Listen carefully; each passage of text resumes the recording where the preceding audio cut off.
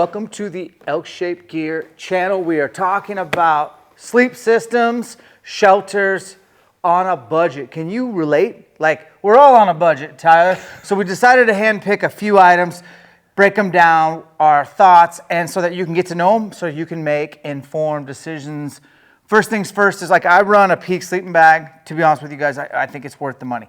But not everybody wants to drop 600 bones on a sleeping bag. Tyler, what are you running? Currently, I have a Marmot. A Marmot. We've also run Western Mountaineering. It's a good brand. Klymit, I've ran their bag. We've run lots of bags, but we have a new to us bag. It's on the budget. We got all these items from blackovis.com. Enter the discount code ElkShape Gear, all one word, to get 10% off. Let's unbox this King sleeping bag. For a budget sleeping bag, it's pretty lightweight. It comes in at 2.6 pounds. You can get it at a 0 degree, which is more my style, or you can get it at a 20 degree, which is more Tyler's style. This one is the 20 degree, so it's going to be lighter and smaller. It's obviously not the smallest footprint, but money buys you lighter weight, more compactable. This one's a budget. It'll work. It's not too big. It's not too heavy. It's going to work for you if you're on a budget. There she is. Any idea on, is this a synthetic? This is a synthetic. It is the Thermolite insulation, which is synthetic insulation. It won't compact like a down bag will. So this is about what you got. But the trade-off is down's more expensive. We're talking budget stuff here. And if you get synthetic wet, good chance you can dry it out. Whereas down's a little more finicky. So I always keep my down bag in a dry sack so it doesn't get wet, even if I were to fall in the river. You just have to be more cognizant of down than you do with synthetics. Ooh, that might fit you, 6'2". This is size for Tyler. This could fit 2 Dans in there or 1 Tyler. But I'm gonna test this out this spring just to make sure we're not giving you bad information. I'm gonna suck it up and take a less expensive sleeping bag into the woods and make sure that it'll keep me warm. Let's talk about sleeping pads, guys. So a sleeping pad is simply to create a layer between you and the ground. The ground is colder than your body weight, so it will steal, not borrow, but steal heat from your body. So if you don't have that layer, you're gonna be cold. So we have a few options here. These are all budget items. And the one that I picked out, I'm just gonna get right to it. So this is the Sea to Summit. I picked this out. Tyler just inflated it. And I'd rather pack an extra 2 pounds and be able to, like, not fall off this thing. So I'm 5'7", and I'm old. I'm in my 40s, and so I'm not gonna sleep like this all night. I'm gonna toss and turn, and I'm gonna be off this thing. So for me, I don't really care about weight. If I could get something like that Nemo over there, look, I mean, I can toss and turn, and that's important to me because sometimes, well, let's be honest, I don't know. I prefer to save weight other places than a sleeping pad. So for me, the Sea to the Summit thing is, I'll give it to my 7-year-old son to use. All right, you're up. That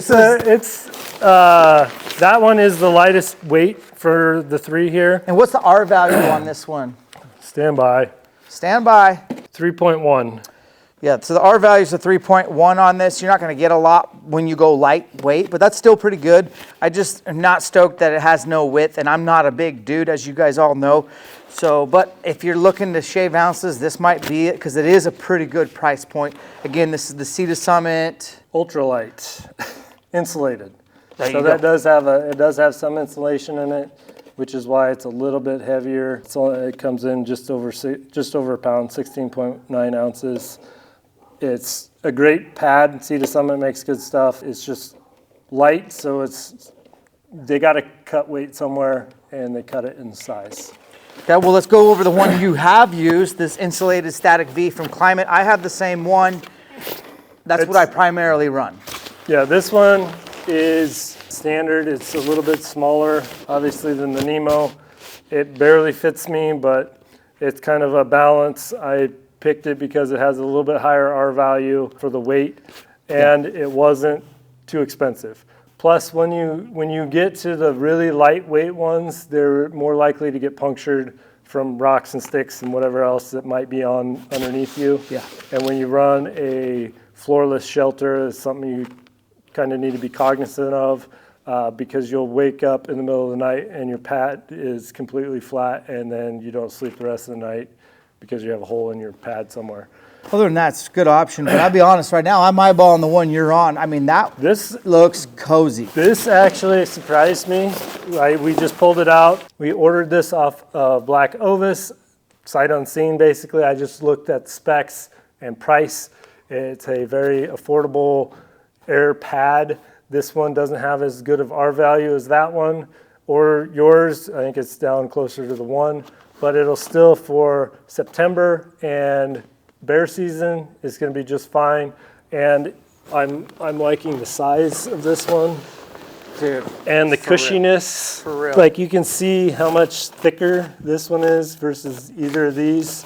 So I'm going to sleep good on this one. The Nemo Astro, I think that's a sleeper, guys, and that's why we do these videos, because you wouldn't know until you actually blew them up and looked at them. So I'm going to vote the Nemo for sure for you. Let's check out the 2 shelters on a budget and go over the differences, and we'll end this video and hopefully you have a better idea. Again, this is part 2 of our ultimate budget guide for getting into elk hunting. If you didn't see video 1, go back and check it. We give you the entire list of everything you need to get yourself ready for elk season, minus boots in the pack, obviously shelters, and it's a pretty extensive list. Check that first video out, and then when you're done with that, stick around for part 3. Is we're taking all this stuff out and testing it spring bear, hopefully get you some bear action, and then the final video is after we come back from the bear hunt. We're going to give everything our reviews after we've tested it. So let's talk shelters. The last thing we need to go over is shelters. We have a couple of tents that we picked out. This one's from Big Agnes. Big Agnes makes some really nice lightweight and budget-friendly tents. This one happens to be a 2-person. As you can kind of see, you'd have to be very comfortable with your tent mate if you were going to do 2 people. It's more like a 1.5 person. It will give you plenty of room to put your equipment inside, your bow, your pack if you want to.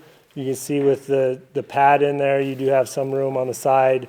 Like, me and my wife could snuggle in there, but I probably don't want to snuggle that close with Dan. The drawbacks to this one is that it only has the 1 vestibule. It's kind of a little bit on the smaller side, and you do have to crawl in and out from the front, which some people like, some people don't.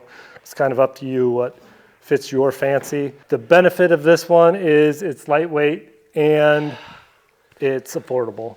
It's one of the cheaper tents out there on the market, and it still has a rain fly that goes all the way to the bottom of the tent, which if you're looking at any tents and the rain fly doesn't go all the way to the bottom here, it's a no-go. You'll have, if it stops, has spots that it stops, you'll end up getting wet in there if it rains.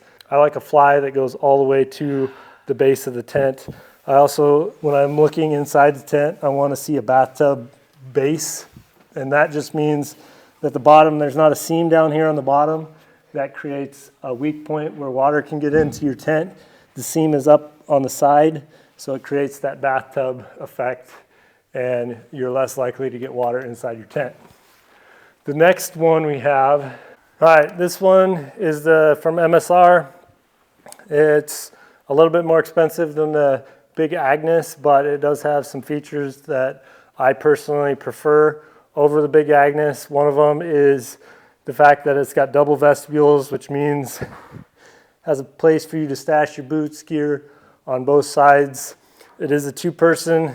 It's still tight for 2 people, especially if you're a bigger person. Me and my wife have shared this tent in an older version for many nights, and it's pretty cozy for the 2 of us. But it does have a vestibule on both sides, which means you don't have to crawl over your tent mate to get out and in. That's a big plus in my book. And then it also gives both tent mates the option to have a spot to put their gear outside the tent, but underneath the vestibule. If you have a furry friend, they can sleep outside as well. I really enjoy the MSR. Drawbacks are is a little bit more expensive. If you have the money, I would recommend the MSR over the big Agnes as of right now, just for those features. So guys, Tyler did a good job going over that stuff. My MSR is cooler than his, but it cost me more money. Tyler's gonna try to steal it because it does got that double vestibule, and you can go out either way. And honestly, you can put your backpack and boots on one side and maybe your rifle or your bow on the other side. It's kind of nice. I like side entry, exit. It's got that bathtub. It's gonna prevent water from getting inside. Your Nemo looks pretty cool. The R value maybe a little less. Correct. But it's got good height, lots of comfort, and to me, I'd rather get the R value out of the sleeping bag. I'll wear clothes, sleep in a warmer bag, but have more room for tossing and turning. Guys, you want to hunt your best? You got to sleep your best.